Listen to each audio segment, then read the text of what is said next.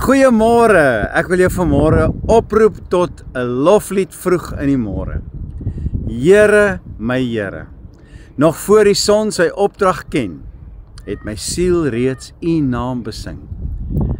Ek roep tot U in die stil van die môre, wanneer alles nog rus, en die stem hoorbaar en duidelik is in die wind en in die geluid van die voëls wat U grootsheid besing.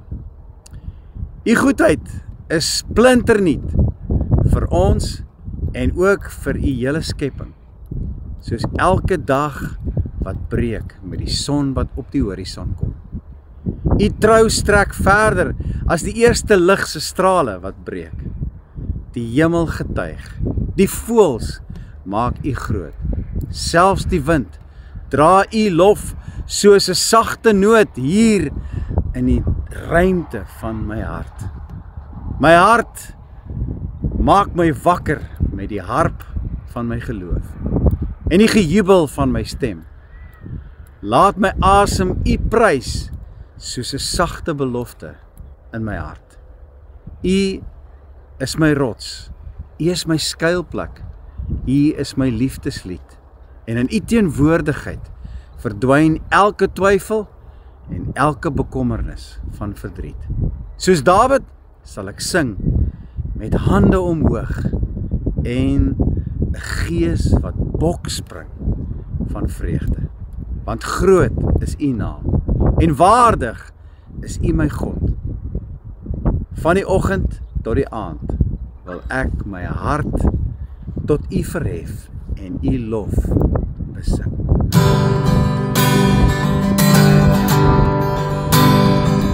Groot is ons God, ons sing hoe groot is ons God, en almal sal sien, hoe groot is ons God.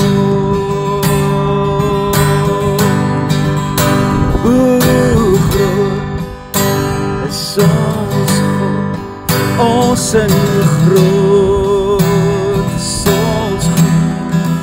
Almal sal sien, hoe groot is ons God. U is die naam bo elke naam, waardig is die Lam, en my hart sal sing, hoe groot is ons God.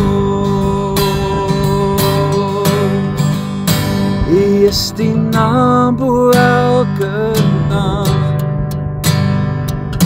waardig is die Lam, en my hart sal sing, hoe groot is ons God.